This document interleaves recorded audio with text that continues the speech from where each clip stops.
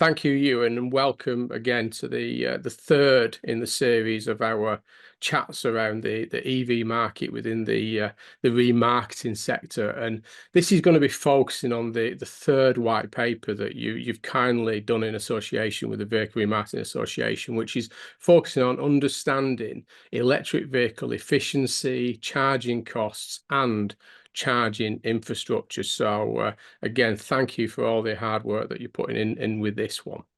Thank you. Good to be back.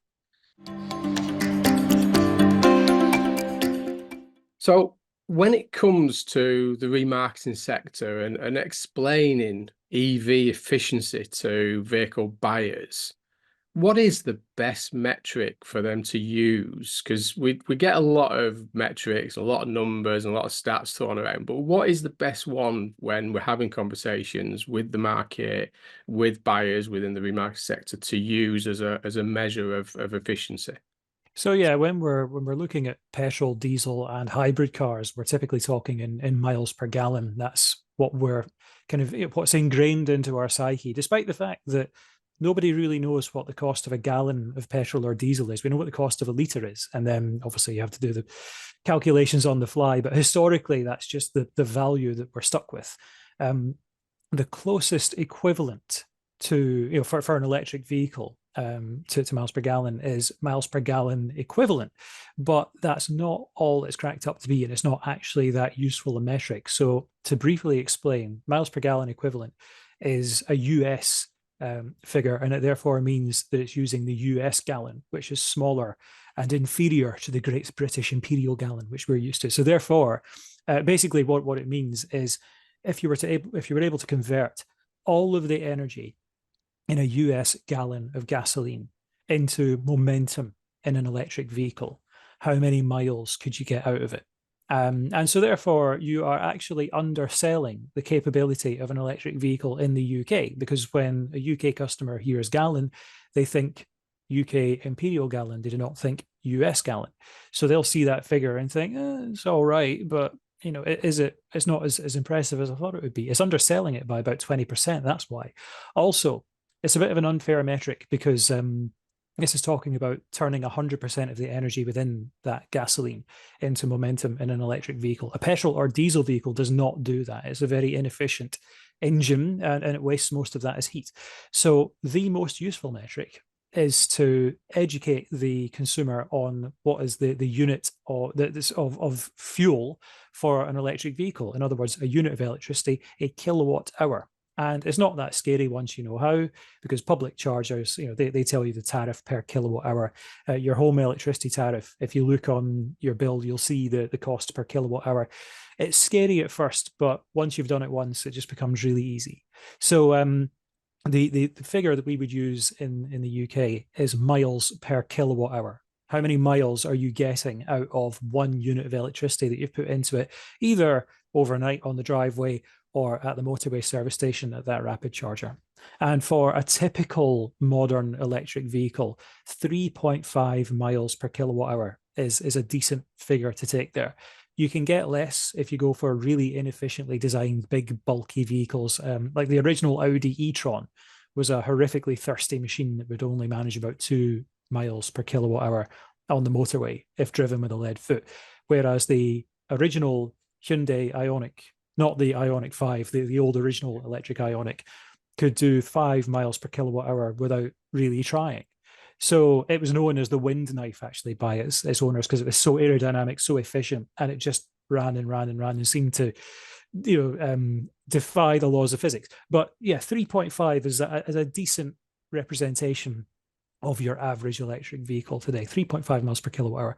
And once that is explained by the dealer, by the remarketer to the prospective customer, it becomes quite a useful metric, because you can go, okay, well, I now know how much I pay for my electricity, either at home or on a public charge point, and I know how many miles I can get out from that. So actually, we can very quickly run through some representative examples of what that translates into running costs. Just to steal your thunder there, Philip, because I'm sure Yeah, I was just going to move into that one. I'm just going to say. Yeah, well, we'll start with the best case scenario, which is open to anyone who can charge at home and anyone who has a smart meter, basically. So leading utility providers like Octopus will have off-peak electricity tariffs. So there'll be a peak time tariff, which in the case of Octopus Go, which is the one that I personally use, peak time, which is from about 4:30 in the morning till 12:30 the following night, that's 30 pence per kilowatt hour. So for if you're doing 3.5 miles per kilowatt hour, that translates to 8.6 pence per mile. But if I charge my car overnight between midnight and 4:30 in the morning, I get my off-peak tariff, which is 9.5 pence per kilowatt hour, which translates into 2.7 pence per mile. Now, let's compare that to a 50 mile per gallon petrol or diesel car, which these days is about 14 pence a mile. You're saving guy near 12 pence per mile by charging, overnight on an off-peak electricity tariff. However, if you're reliant on public charging infrastructure, the likes of the AC kind of slower, will charge in a few hours rather than a couple of tens of minutes. The likes of the pod point charge points you get in Tesco car parks, they're about 44 pence per kilowatt hour. That tariff does vary depending on the network. Obviously, there are some that are a lot cheaper. There are some that are a bit more. But let's say 44 pence per kilowatt hour. That's about 12.6 pence per mile. So you're still saving versus petrol. At the moment, the tricky bit is when you're looking at rapid chargers, because rapid chargers require a big grid connection, which is more expensive. It has something that's called a capacity charge with the national grid or with the DNO, distribution network operator. We won't go into that as a bit off topic, but the point is they have to pay more to actually connect to the grid to consume that electricity. The hardware is about 10 times more expensive than a standard kind of home charge point or destination AC charge point, which is a very simple piece of hardware, versus a big DC rapid charger that's actually having to convert AC electricity from the grid into DC electricity that goes straight into the car. So there's extra complexity, there's extra cost and so on. And at the moment, you're averaging about 74, 75 pence per kilowatt hour to use those. Talk about efficiency figures and things like this, but reality is if you want to fast charge, if it is about time and efficiency, and you want to be in and out of a charger as very quickly, you pay. You're paying for that efficiency of fast charge, aren't you? If you want to be more efficient and cost effective, then off-peak home charging is obviously the alternative, isn't it? Oh, 100%. Yeah. So, I mean, I do occasionally use rapid chargers, but that's when I'm doing really long journeys. So it's your motorway service stations and so on that I'd be stopping at. And similarly, when you're at a motorway service station, you pay for the convenience for the likes of the coffee, the burgers, sandwiches, all of that. It all comes at a premium, as does, incidentally, the petrol and diesel at the service station. But with a rapid charger, what I do is I plug in, I then go into the service station for a whiz and a sandwich, and I come back 20, 25 minutes later to a car that's ready to go. I don't then have to go and join the queue for the petrol station and pay through the nose for the petrol or diesel there. So, it does kind of balance out in the grand scheme of things. And in terms of my typical usage, I have a driveway, I can charge at home. I do occasional long journeys. I reckon I do about 90% of my charging on the off-peak electricity tariff overnight at home, or on excess solar power from my solar panels during the day, which is effectively free, minus the cost of the solar panels in the first place. But, the point is I'm only doing about 10% of my charging on rapid chargers, and that is very representative of your typical UK driver. So when people are saying, oh, but it costs about 21 pence per per mile, I should say, 21 pence per mile at 3.5 miles per kilowatt hour, 74, 75 pence per kilowatt hour to use a rapid charger, that's more expensive than petrol. Oh, I'm going to stick with petrol. It's like, we're only talking about 10% of your driving. That is a drop in the ocean versus the massive savings that you're making, by charging overnight. I mean, ignoring my free lecky from my solar panels and looking exclusively at the fact that I'm charging on that off-peak rate overnight, the average UK driver does about 8,000 miles per year. So if you use off-peak charging for all of that, you are saving over 900 quid versus petrol. And remember, 50 miles per gallon is actually fairly generous for petrol and diesel cars. There's still quite a lot of thirsty, less efficient ones out there, and you easily end up saving over £1,000 And incidentally, the bigger and sportier the vehicle gets, Mm. the petrol or diesel car, the bigger those savings become. Because even the likes of your Tesla Model S and so on Yeah. still manages fairly decent electrical economy versus the gas guzzlers that you get in the premium segment for I internal mean, combustion. doing a, in terms of that scenario of those fast chargers compared to your off-peak home chargers, and that, all right, it's not a direct comparison, but if you're going to fill up your petrol or diesel on service forecourts for all your annual mileage, Mm. you pay a premium for that. Oh, We you do. know that, motorway service fuel is more expensive than your little village, Mm. petrol station. So it's not dissimilar to that. If you want to pay that premium, you want that fast charger on public chargers, then you pay the cost for that, don't you? Oh, you do, yeah, and it definitely starts to even out when you look at the cost of motorway petrol and diesel versus motorway rapid chargers. And actually, it gets interesting because Tesla is opening up a lot of their superchargers to non-Teslas. They will show you on the app which ones are available to non-Teslas. So don't just rock up to any of them and expect them to work. Yes. There are some that Yeah. are still Tesla only. I must clarify that. Especially as someone who has a Tesla and would be inconvenienced by someone who's not actually getting a charge off of the thing they've plugged into. The point is that Tesla's supercharging rates, even for non-Teslas, are pretty cheap these days in the grand scheme of things. It's still more than your typical AC, kind of home charge. Well, definitely more expensive than home charging, probably more expensive than the likes of the Pod Point slow chargers at Tesco's and so on. But the point is that superchargers are pretty cost competitive for a very high power charger. And the fact they're opening up to non-Teslas means that we should hopefully start to see a bit of a price war with the other charging networks. That said, the supercharger network is in part subsidized by the sale of Tesla vehicles, whereas the other charging networks don't really have that party piece. Arguably, Ionity does because they're backed by a lot of the German manufacturers and Ford and Hyundai and Kia and that sort of thing. But they are still a wee bit more expensive. Actually, no, that's a lie because it does depend on your car. That consortium that I just mentioned, who fund the Ionity network, if you have one of their cars, there is a good chance that you will have a favorable charging tariff on the Ionity charging network. The reason I said, oh, they're a bit more expensive is because as someone who's got a Tesla, I have to pay the full whack because my Yes. car didn't subsidize that network. But Yeah. if you've got like a Volkswagen or an Audi or a Ford Mustang Mach-E, I can't remember exactly which ones off the top of my head, but there are definitely discounted tariffs on the Ionity network as an incentive / thank you for buying one of the cars of the manufacturers that actually built that network.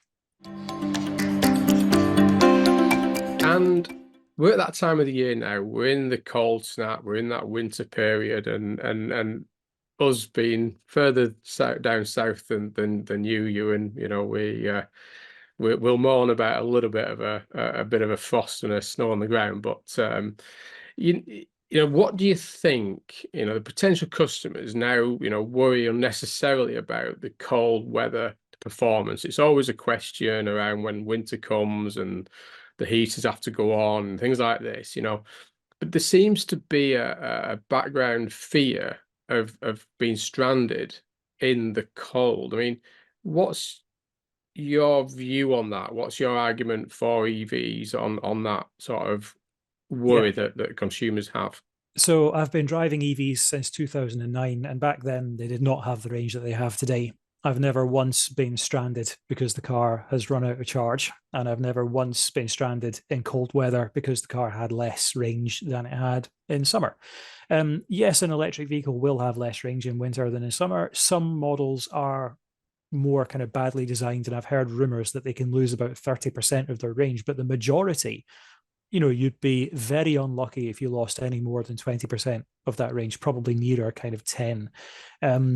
As an example, Tesla's very good at their thermal management. In other words, how they kind of heat or cool the battery pack strategically.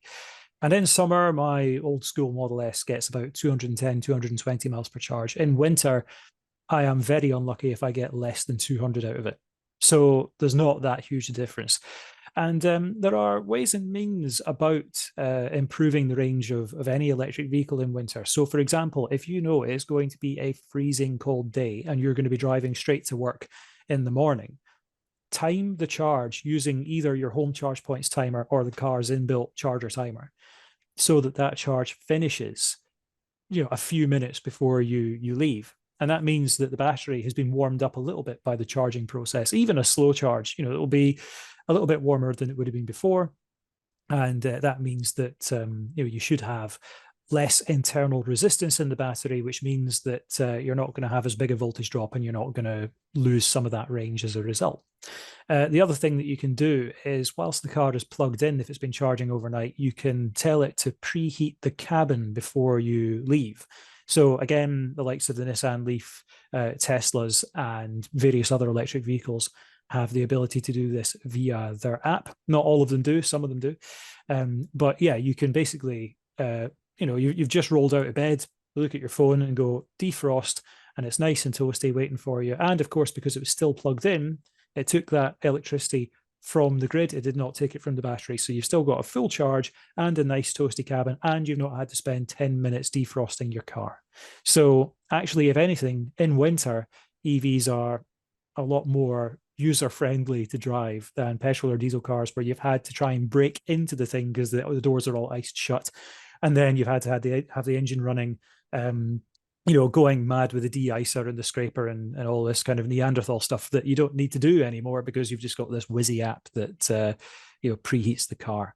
So absolutely, so it is just, but it's education and knowledge and just being sort of proactive in the way you use your electricity and the car itself in those winter months. Then it is, but it's not just that, because obviously there is the possibility that you will start driving and then it's not the car's fault. The road is genuinely impassable. You're stuck in a traffic jam on a motorway in a blizzard. And that's what, some naysayers will try and stir up fear about. They'll say, oh, but the car would run out of charge in no time. No, it won't. And if you think about it, an electric motor is probably using about 20 kilowatts to maintain momentum on the motorway at 70 miles an hour, 60, 70 miles an hour. Whereas the radio, the wipers, that kind of stuff, the headlights, cumulatively, that's hundreds of watts. So less than a 20th, easily less than a 20th of what the motor is using. So if the motor is not running, because remember, the motor won't draw power unless it's actually driving the car, then you're looking at 20 times longer lifespan just by running those. Yes, you then have to factor in the heater, but a resistive heater is typically at most 3 kilowatts. That's the less efficient thing. So it's just like a resistive heater, like you would get in like a sort of portable heater in the home. There's quite a lot of electric vehicles these days, though, that have a heat pump built in. So they are scavenging heat from elsewhere and then chucking it into the cabin. And once those are kind of up to speed, you're looking at drawing a steady kilowatt of power. So, even more efficient. And there's a fantastic YouTuber in Norway called Bjorn, who is an EV reviewer and expert. And he had a Tesla Model 3 that he charged up in the middle of a freezing Norwegian winter and went, okay, I'm going to run the cabin heater on this and just leave it as if it was simulating, stranded on a motorway in a blizzard, and see how long it takes for the battery to run out. And he managed to get over 70 hours out of it. So that's 24, 40, over 3 days out of it easily. If that blizzard has not been cleared yet and the road has not been made passable, then I hate to tell you, but you are actually in the plot of The Day After Tomorrow. It's yeah, it's not going to. Yeah, it's unlikely to happen. Very unlikely to happen. And chances are the petrol car would run out of juice quicker because it's having to draw petrol to idle the engine inefficiently to produce that heat. So yeah, it's not the scary issue that people think it is. Of course, that's a Tesla, which has a reasonably big battery, but a lot of modern EVs do. To put into perspective, the likes of a kind of used EV like a 30 kilowatt hour Nissan Leaf, well, they've actually got a lot more capacity in them than people give them credit for, because that battery theoretically has enough electricity in it to power an average house for about 2.5 to 3 days. If you add on a heat pump, then it's closer to a day, certainly a winter's day. But I mean, as an example, my 30 kilowatt hour Nissan Leaf is powering this conversation right now. So I know just how much juice that has, and I know that it's more than capable. And that's powering a house with a heat pump, with a kettle, with a cooker, all of that sort of stuff. If it was just sitting on the drive running the heater, you'd easily get over a day's worth of continuous heat out of it. And we don't get the winters to that extreme that you've just been describing there as well. So there's elements there that we're not getting those sort of high drops, particularly in the UK, do we? So yeah, that's for definite. So in terms of moving on and thinking about the conversation around the argument for dealers for the retail sector now, and we talk about bundling charges in with used EV sales. I mean, is this something that you think this will be positive for the enhancement of used EVs, and are buyers looking for this complete package now around this buying of an EV with the charger built in? Oh yeah, they are. So you look at what's happening with brand new vehicle retailers, the likes of Arnold Clark, for example. They have their innovation center where they actually show you different types of charge point, and they've got a wall of different home charge points, and they'll say, well, our trusted partners can install these ones for you, and quite often your other EV dealers will say, yeah, okay, well, we can throw in this particular home charge point. It's this make and model you're getting. You'll have to put up and shut up. It's nice to have a variety. I know that Arnold Clark does. But there are, if you are an independent used vehicle retailer, and this is all a bit kind of new and scary to you, there is help out there. There's a certain consultancy whose name's in the corner of this screen. But there's also people who specialize in home charge point installation. There will be trusted local installers, and I emphasize trusted. This is where if you get in touch with the likes of your local EV organization and so on, chances are they would have some good recommendations, not just of specific makes and models of charge point, but also the people who are installing them locally. And there are national companies as well who are certainly good at helping out. There's the likes of Right Charge, which is a charge point home charge point comparison tool, helps you to find the right one, the right deal, etc. And then there's interesting ways about it. The likes of Egg or Cracking Energy, so they provide a leased home charge point. So you're paying something like £30 a month, or it was the last time I checked. Inflation can do crazy things to a price, but it was about £30 a month, and you got a very high quality home charge point from Indra. Which is capable of like automatically matching any excess solar power that you've got and feeding it into the car without drawing from the grid, so your house becomes self-sufficient, all this stuff.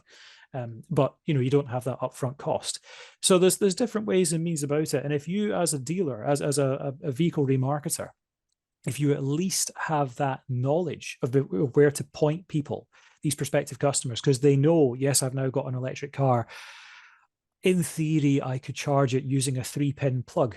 But the UK 3-pin plug is not designed to withstand hours and hours and hours of maximum load day in, day out. And that's when they get a bit melty. So that's why you only use a 3-pin plug in an emergency as an interim solution. For example, if you're at a holiday cottage staying at your granny's overnight or something. Actually, that charger is colloquially known as the granny charger because it's the one you use when you go to see your elderly relatives who don't have an EV, don't have a charge point. Mm-hmm. The point is that get a proper Type 2 home charge point installed. Yeah, they are there. Yeah, there's loads of them. They're designed to take that. And yeah, the help is out there. And thinking about those customers, what approach would you take to those potential customers who do not have a drive and therefore do not have access to their own off-street charging? So they don't have that option to install a home charger. And we know that that is a large proportion of drivers, particularly in the UK, that don't have that off-street facility to be able to charge. What approach would you take for those customers to transition to EV? Yeah, that's a really good point, because if you cannot charge at home, then you're basically widening social inequality and making it an unfair deal by selling the same EV to someone who has a driveway and giving them a free/reduced price gift of a home charge point installed, or through a third partner contractor, being able to give them that. versus the exact same EV to someone who lives in a terraced house that only has on-street parking, and going, well, you don't get that gift and you don't get any kind of substitute. That's where there's numerous options available. So, for example, there are roaming services, charge point roaming services for public charge points, the likes of Octopus Electroverse, Bonnet, or for fleet customers, Power. They're far more kind of business oriented. And those are apps and or RFID cards that have loads of different charging networks on their network. So it's one app / one card, does many, many different networks. And you can basically offer credit towards one of those roaming networks. And that means that, they'll get their first however many miles driving for free because they bought an EV from you. And of course, then the roaming network benefits because they'll go, oh, this is great. I just need the one app or the one card. And this charge point works really well for me. So I'm going to load this up with my own money now.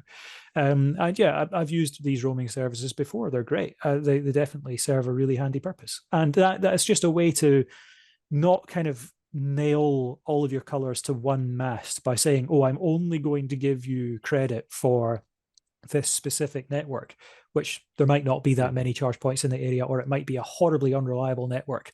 Again, see that consultancy whose name's in the corner of the screen if you want me to grass up who's good and who's not, because it's really important that you make sure that you go with good networks on this. But the roaming services, not only do they cover loads of different networks and therefore much greater geographical coverage, but there's much greater chance of those networks being reliable as well, or at least having lots of reliable networks and maybe one or two that aren't as good. So, you're not giving the driver a bad experience, you're giving them a really good experience, you're giving them that maximum accessibility that they need because they don't have the ability to charge at home. The other thing that I would do is I would strongly recommend the likes of CoCharger. And they are a charge point sharing platform. So if you have a driveway and you've got space for someone else to charge up on your charge point when you're not using it, you can lease it out to them basically. So you become a residential public charge point. And chances are there might be some households in your area that have that. That have a home charge point that they're prepared to lease out. And that could genuinely be a game changer for someone who doesn't have a driveway, because they would have a guaranteed spot on that charge point, and they would know they'd be able to get that charge. So that's one option. The other one, if you want to be really proactive on this and really move the dial on the EV charging situation for customers who don't have off-street parking, is to inform them about how to get their council more proactive about it. So there's the on-street residential charge point scheme that provides a sizable chunk of funding to local authorities to install charge points for residents who don't have off-street parking.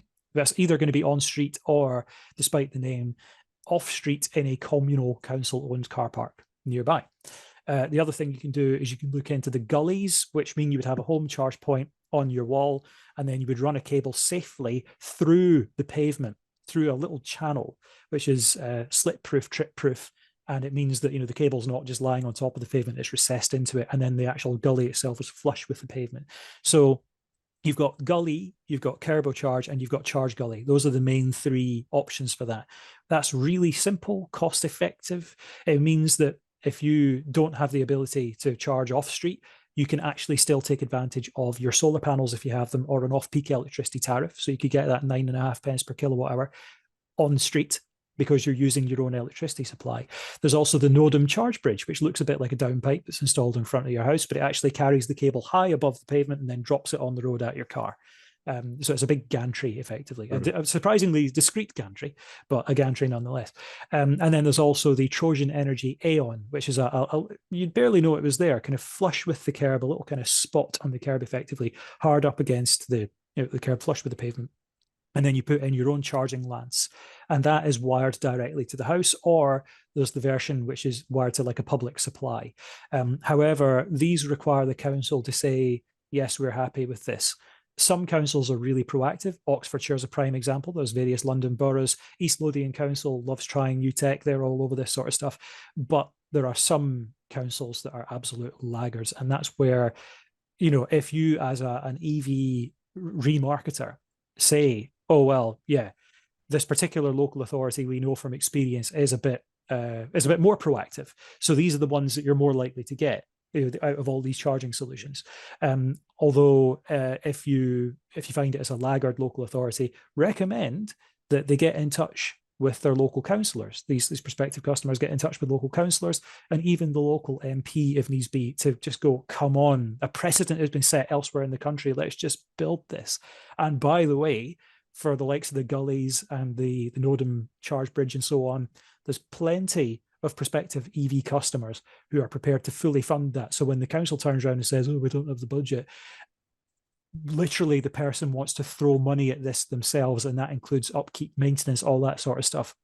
Oxfordshire, if I remember correctly, they have a deal whereby it's like 50 or 100 quid a year or something like that for annual maintenance. So the resident pays that.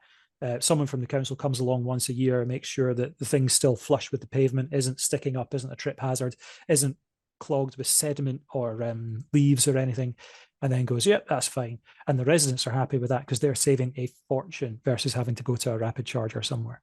So yeah, it totally checks out. We just need to get councils on board, and you within the EV remarketing sector can have a pivotal role in that. And I will work with you every single step of the way to make that happen. Okay.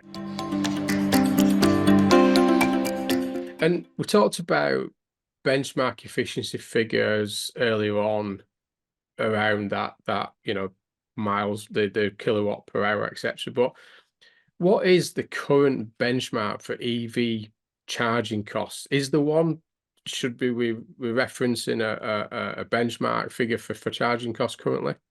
So actually the prices I mentioned earlier are all pretty representative. So your kind of peak / flat rate home electricity tariff at the moment is about 30 pence per kilowatt hour, which translates to just under 10 pence a mile, 8.6 pence a mile. There we go. I'm going to cheat and look at my little spreadsheet I made earlier.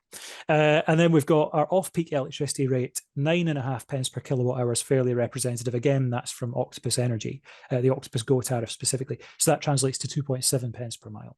But for public charging, I've used the Pod Point Tesco AC charge points as a representative example. You get some that are more expensive, some that are less expensive. But I've gone with 44 pence per kilowatt hour, which is about 12.6 pence per mile. And then the figure that I've used for DC public charging, in other words, your rapid charging and super fast, ultra rapid charging, high power charging, I should say, that comes from the RAC's Charge Watch. They've been looking at the average price of public charging for quite some time now. And they've said 74.81 pence per kilowatt hour is a typical price that you would pay on average. So that translates to, I think it was about 21.4 pence per mile. Which obviously is the steeper end of things. But again, as I mentioned, some rapid chargers are cheaper than that, especially the likes of your Tesla superchargers at the moment. Some of them have peak time and off-peak time rates as well, and that goes for your AC public charging too.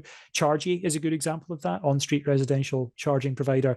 They have a peak rate and then they have an off-peak rate, and they've found that since they introduced the off-peak rate, which obviously unsurprisingly is cheaper, the utilization, we've been looking at the kind of half-hourly utilization of their chargers, and it dips right down at peak times, and then everyone's just timed their car to start it whenever the off-peak tariff comes in at like midnight or 12:30, whatever it is, and it just woof goes up like that. So people are using that electricity when it's cheapest, which also coincides with when the grid is greenest. So that's actually helping to balance the grid. Another kind of question that you've not asked, but is kind of important in all of this, because some people will say, oh, well, won't EVs melt the grid? No, they won't, especially if they're charged properly. The National Grid actually sees them as beneficial to the grid. Reason being that if you incentivize EVs to charge when electricity is greenest, which is when it's cheapest as well, it means that excess wind power that would otherwise be curtailed overnight, in other words, wind farms would be paid not to produce anything. That electricity gets used to charge those electric cars. And then you don't need to fire up a gas-fired peaking plant at peak times, say 4 to 7 p.m., when people are coming home from work and then having to pop into a communal rapid charging hub because they can't charge at home. So that's where this on-street AC charging makes so much sense, as long as it's done in a way that does not impede walking, cycling, wheeling, etc. And I know I'm getting on my political soapbox now, but it's a valid point. Like, genuinely, we are making better use of renewable energy by doing things the right way. And in this latest white paper, you propose a very interesting idea, and it could be taken either way, depending on but around dealers, the retailers, making their chargers available to the public. Now, obviously, the retailers, the dealers, particularly the franchise space, have to install chargers to, in terms of that retailing of new EVs and the increase in vehicle park. But what advantages of doing this do you believe is the best, why dealers should really be considering, if they're not doing it already, opening their charging facilities to the general public? So it's a win-win, because you have literally put yourself on the map by having public charge points on the likes of ZapMap, potentially having them listed on one of these charge point roaming networks like Octopus, Electroverse, Bonnet, Power, all these ones. You are actually literally drawing EV drivers to you, especially if you have a decent number of charge points / chargers lined up. EV drivers are far more inclined to go to a rapid charging hub where there are multiple rapid chargers, because there's less chance of having to queue, there's less chance of the one charge point being broken, that sort of thing. So you look at what Arnold Clark's done. They've ended up putting in their own big banks of Kempower chargers. I think they normally put in about half a dozen at a time. And those are dynamically load managed. In fact, I believe we've covered this on a previous white paper, but that means that you can use a comparatively small electricity supply and just juggle the electrons to where they're needed the most. So instead of having to build the infrastructure for lots of individually high power chargers, you assume, well, even if all 6 are in use, it's only going to be drawing the equivalent of, say, 3 going full power at any one point, because the cars will be drawing different amounts of power. So it basically makes it far cheaper to install. And it also happens to be a reliable kit. So something like that instantly becomes like a local petrol station for electric cars.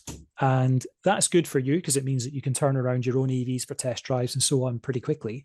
But it's also very good for local drivers who don't have access to off-street charging yet. They've got a reliable place to come and charge. It also means that whilst they're there, inevitably they will end up having a little mosey around the showroom, and it could be that they fancy upgrading. It could be that you've got a new or used EV in that is exactly what they're looking for. And it basically is customer retention.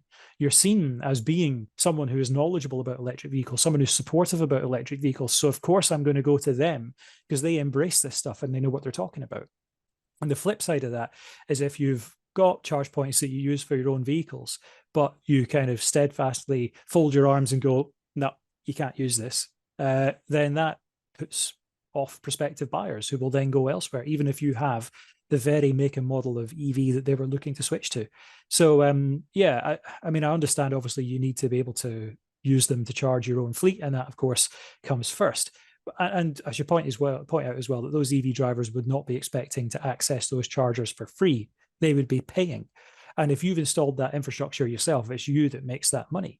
But if you've got a third party, the likes of Osprey, GridServe, 4EV, Instable, all these ones, if you've got one of them to install these chargers for you, then they're making profit. They are already paying you ground rent and potentially profit share as well. So your quid's in anyway. But yeah, if you fully embrace this, then it's a huge win. And the other thing you can do is if your dealership is in a fairly close to a local residential area that doesn't have much off-street parking, one way you could be very clever about this is if you provide access in bookable time slots to local residents to charge their vehicles overnight on those charge points / chargers, provided that they've cleared out the way by, say, 8 o'clock the next day.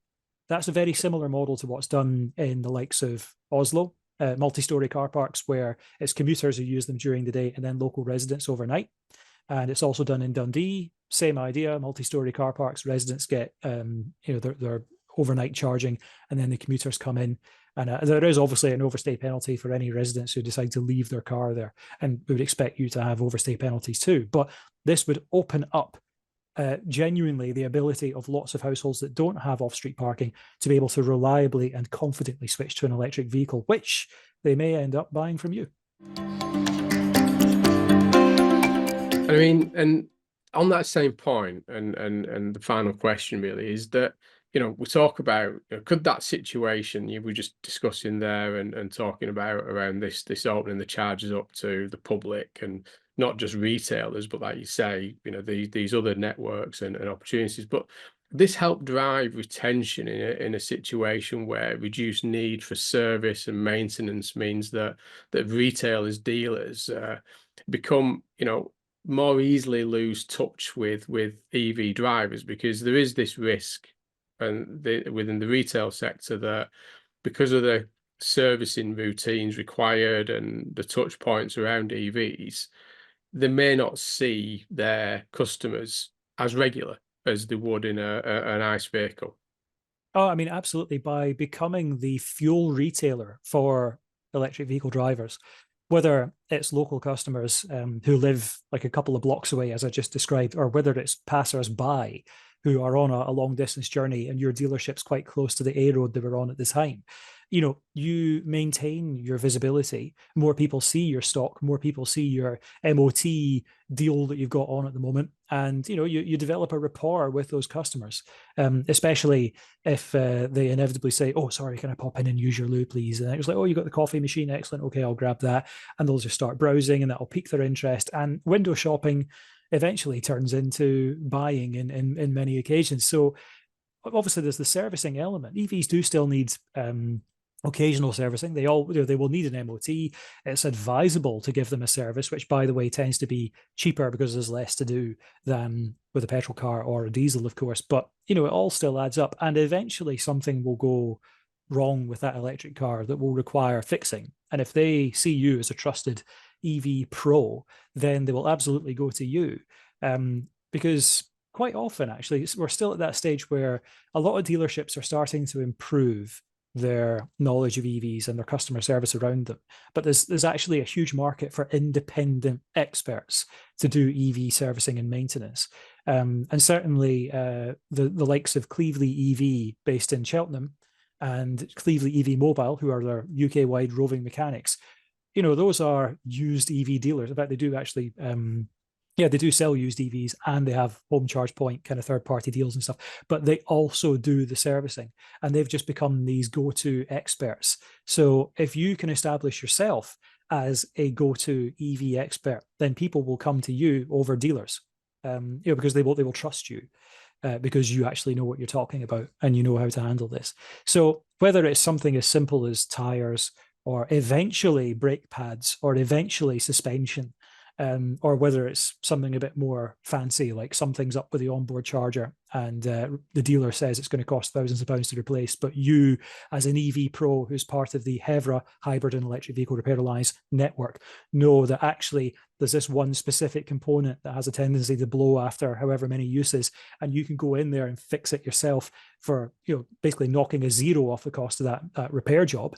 Then people will go to you over the dealer every day, all day long. Absolutely. So genuinely, it all starts with having that visibility on the map, and that means putting chargers in that are publicly accessible and having a friendly sales and service team who acknowledge that even if you're just popping in to charge your car, you are a customer.